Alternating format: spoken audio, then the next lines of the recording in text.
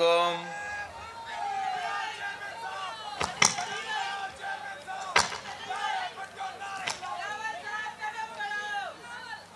आप सबका शुक्रिया। आपने 2018 में मुझे अपना M&A मुंतखब करवाया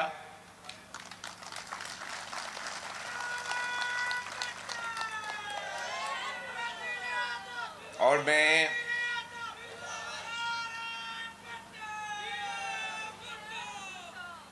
जब से आपने मुझे ये जिम्मेदारी सौंपी, मेरा ये कोशिश रहा है कि मैं आपके उम्मीदों के मुताबिक अपना जिम्मेदारियां पूरा करूं। आपने हमें नेशनल असेंबली में भेजा और पहले दिन पे जो सिलेक्टेड राज था उसको हमने पूरी दुनिया के सामने एक्सपोज कर दिया था और तब से लेके हम आपकी जिद्दोजहद लड़ते रहे कि पाकिस्तान पीपल्स पार्टी वो जमात है जो जमहूरियत में यकीन रखती है, जो 18वीं तरमीम और NFC अवार्ड में यकीन रखती है, और हमने डट के उन तमाम कुव्वतों का मुकाबला किया जो आपके हक पे डाका मारना चाह रहे थे, जो आपका हक पे डाका मारना चाह रहे थे। हमने उनके जो साजिश था कि 1 यूनिट एक बार फिर से कायम किया जाए और मुसलसल सिलेक्टेड राज चलते रहे, हमने मिलके उस साजिश को नाकाम करवाया। ये पाकिस्तान पीपल्स पार्टी ही है जो हर दौर में पाकिस्तान की आईन को, पाकिस्तान की जमहूरी निज़ाम का दिफा करती रही। जिद्दोजहद आपका है, पाकिस्तान पीपल्स पार्टी का जियालों का है, चाहे वो आमिर जिया का आमिराना दौर हो, चाहे वो दरमियान में IJI का, या वो अमीर मोमिनीन बनने का जो साजिशें थे, आपने उनको भी नाकाम करवाया। जो मुशर्रफ दौर था उसका मुकाबला किया, और जो सिलेक्टेड दौर था उसका भी आप ही ने, पाकिस्तान पीपल्स पार्टी के जियालों ने मुकाबला किया। आज पाकिस्तान एक ऐसा जगह खड़ा है जहां एक तरफ मुआशी बहरान है तो दूसरी तरफ हमारे मुआशरे में एक बहरान पैदा किया गया है। हमारा सियासत में एक सियासी बहरान है। हमारा, अगर आप लॉ एंड ऑर्डर सिचुएशन का जायजा ले तो हमारा कच्चा से लेके पख्तूनख्वा तक जो अफगानिस्तान के हालात हैं उनका असरात पाकिस्तान के अवाम भुगत रहे हैं, और इस वक्त किसी को कोई एहसास नहीं, किसी को कोई दिलचस्पी नहीं, किसी को कोई फिक्र नहीं कि पाकिस्तान के अवाम कितने तकलीफ में हैं, कितने मुश्किल में हैं, उनको अंदाजा नहीं कि इस्लामाबाद में किए गए फैसलों का असर क्या होता है। उनको अंदाजा नहीं कि उनके फैसलों की वजह से जो तारीखी महंगाई, बेरोजगारी और गुर्बत इस वक्त पाकिस्तान में है, उसका बोझ हर पाकिस्तानी उठा रहा है। वो तकलीफ हर पाकिस्तानी महसूस कर रहा है। गरीब तर होते जा रहे हैं, अमीर तर होते जा रहे हैं। और पाकिस्तान में, शायद पाकिस्तान की तारीख में जितना आज मुआशी बहरान है, उतने हमने अपना तारीख में नहीं एक्सपीरियंस किया है। जो हमारे मुआशरे में एक नफरत और तकसीम की सियासत चल रहा है,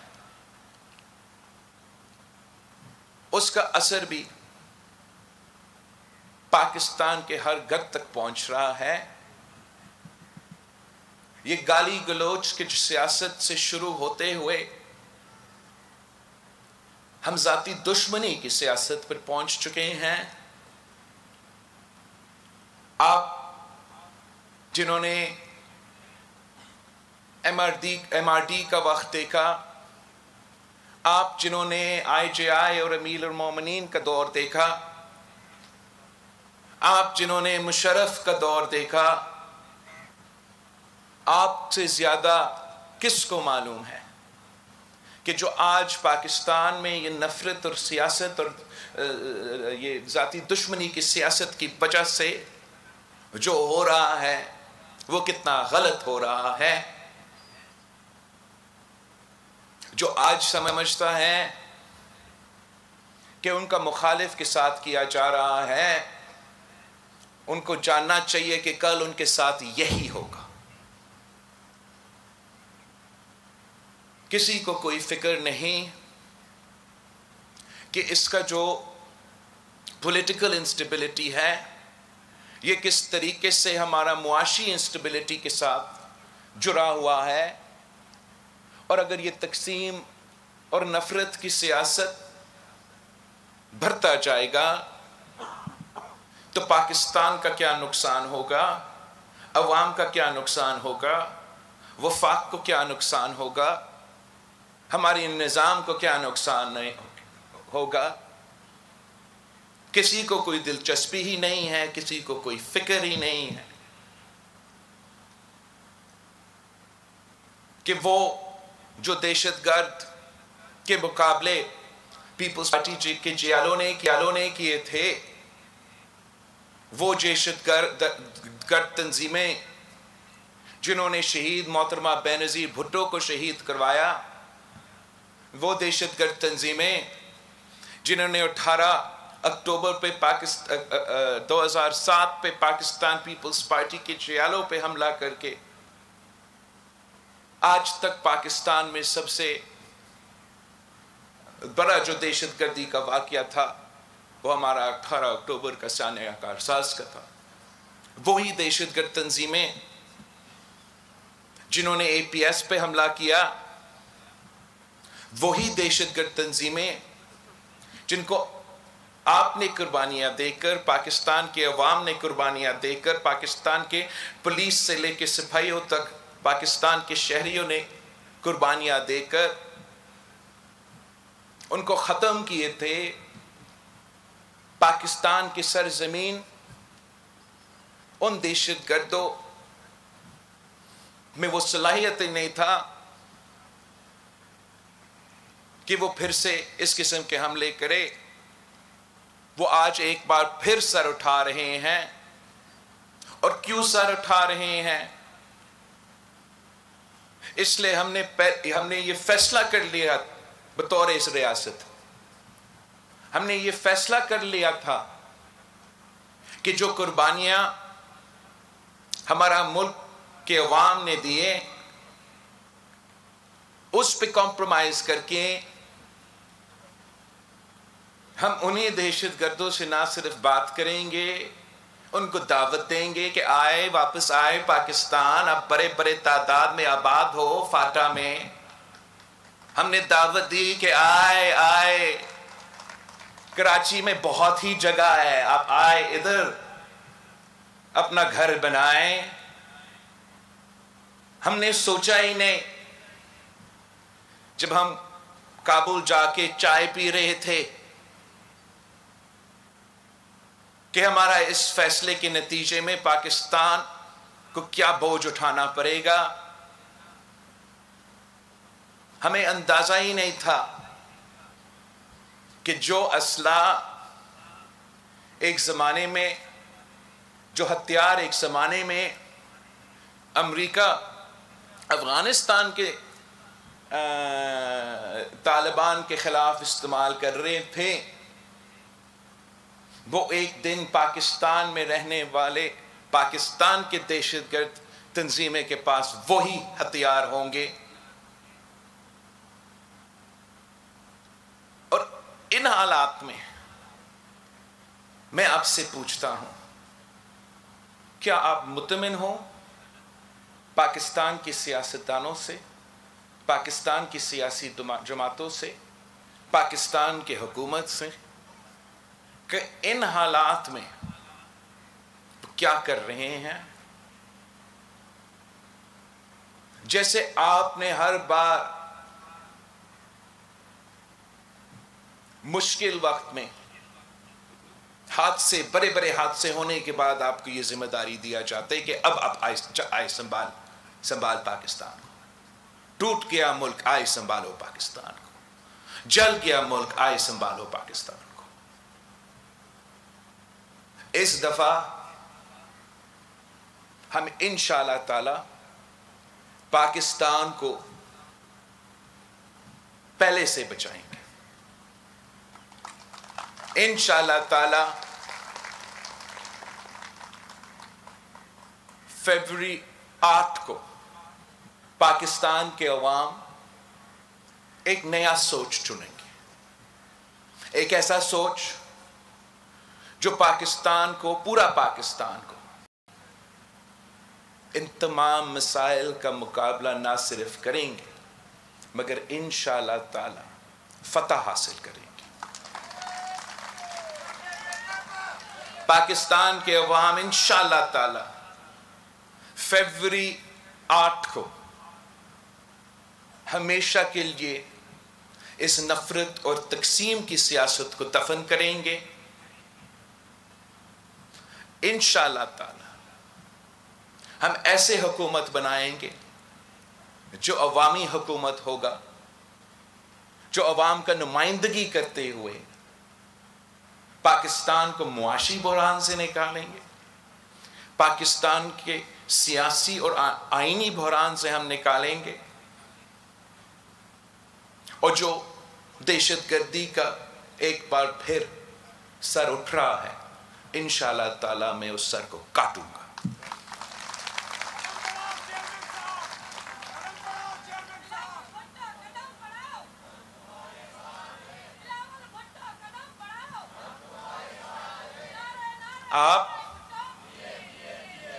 आप मेरे फौज हो, आप मेरी ताकत हो, आपकी मेहनत की वजह से, आपकी जिद्दोजहद की वजह से, आपकी कुर्बानियों की वजह से मैं अपना काम कर सकता हूं। आप साथ थे तो कायदे अवाम शहीद जुल्फ़िकार अली भुट्टो मुल्क का वज़ीर आज़म बना, कायदे अवाम बना, मुस्लिम उम्मा का कायद बना, एटॉमिक बॉम्ब का बानी बना। आप साथ थे तो शहीद मोहतरमा बेनज़ीर भुट्टो वज़ीर आज़म बनी, मुस्लिम उम्मा का पहली खातून वज़ीर आज़म बनी। आप साथ थे तो मैं मुल्क का सबसे नौजवान वजीर खारजा बना।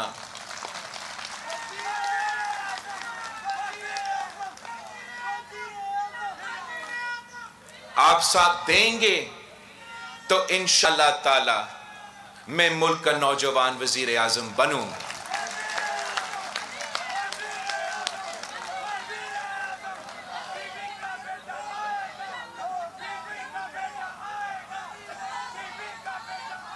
हम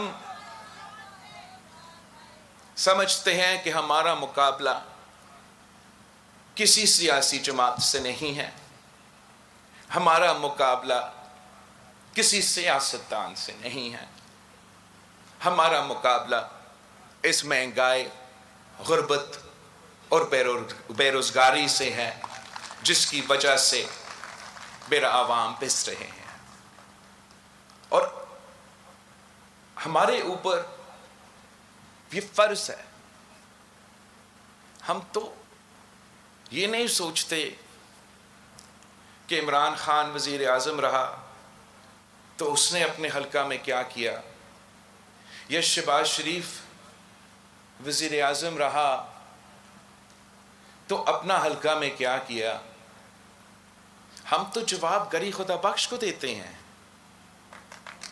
तो जितना भी काम होता है वो कम होता है, हमें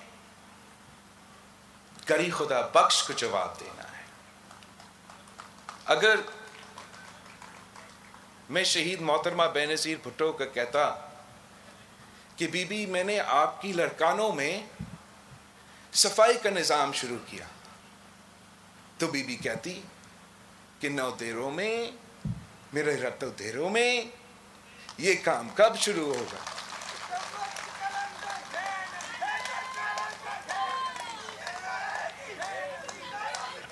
अगर मैं कहता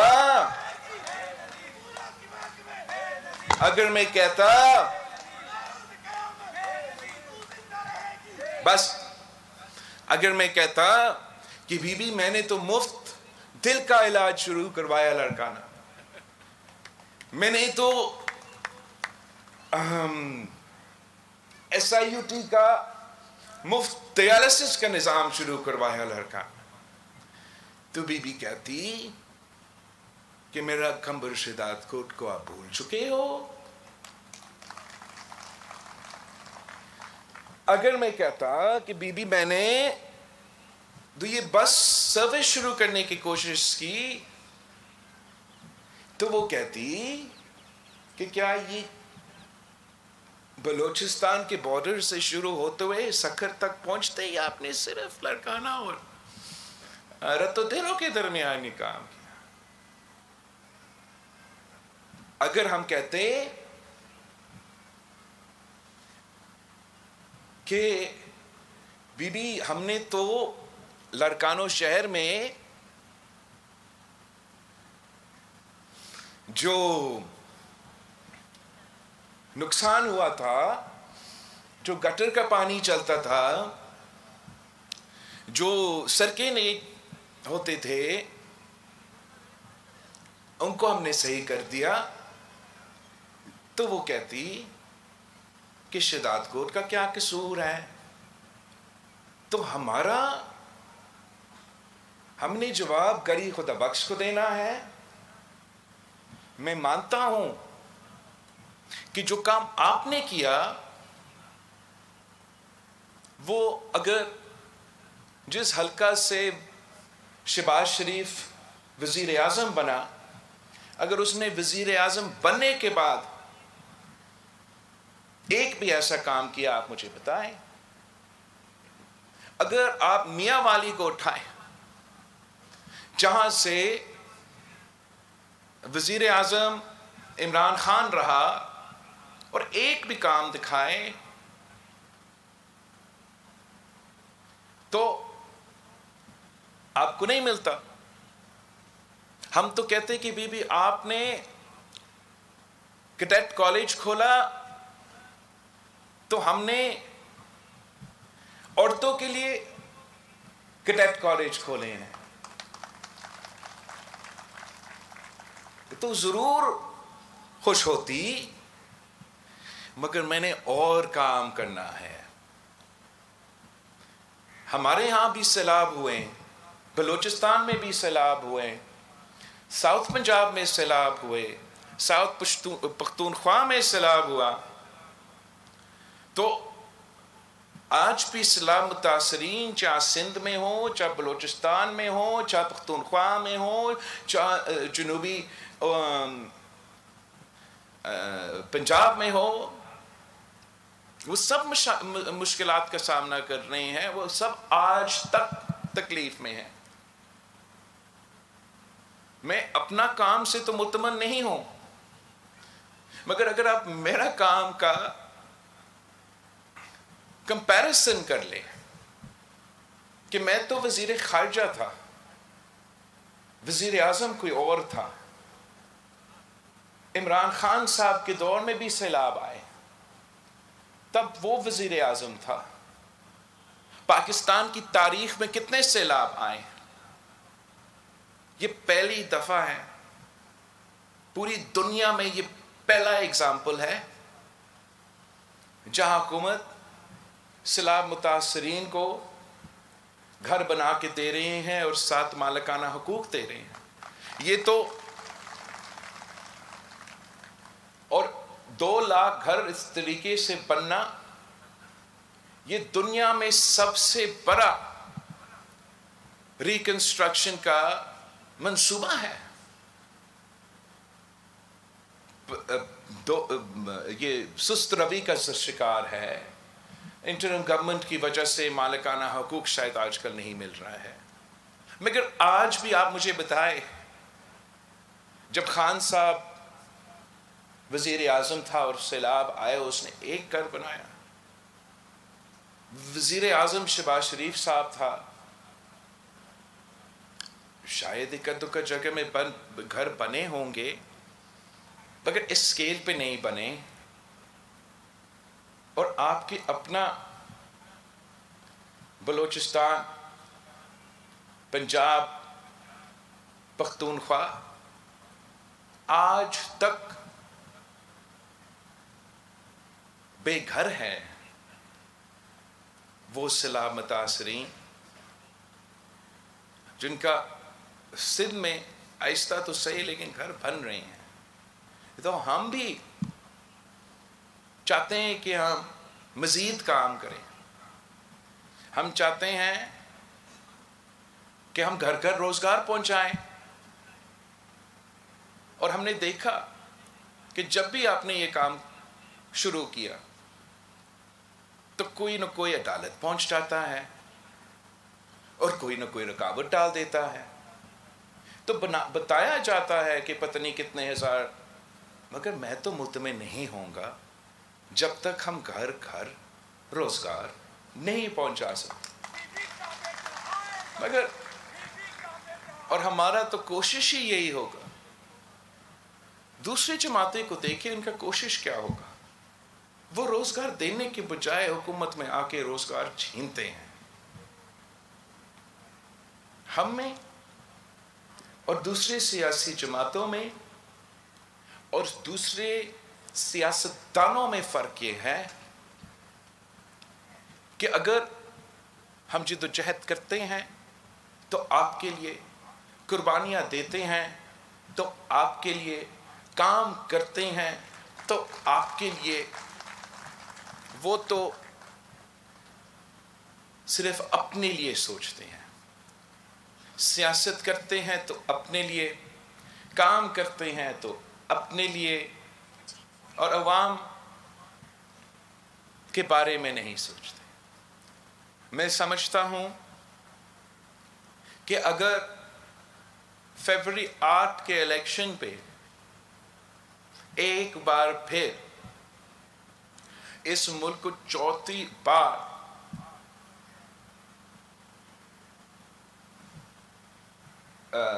एक बार फिर इस शख्स को वजीर आजम हम पे मुसल्लत किया जाता है तो उसका नुकसान आप उठाएंगे, उसका नुकसान अवाम उठाएंगे।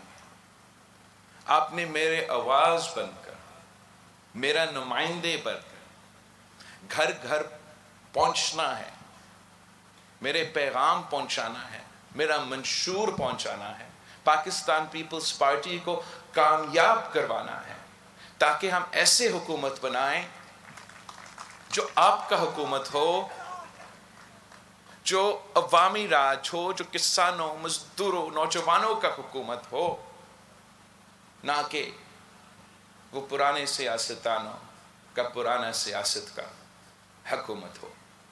मैं आप सबका बहुत शुक्रगुजार हूँ और उम्मीद करता हूँ कि जिस तरीके से आप हमेशा मेहनत करेंगे, इस तरीके से इस बार आप वैसी ही मेहनत करके हमें जितवाएंगे, ताकि मैं आपके साथ मिलके काम कर सकूं, मैं आपके साथ मिलके जद्दोजहद कर सकूं, ताकि मैं आपके साथ मिलके इस मुल्क को बचा सकूं।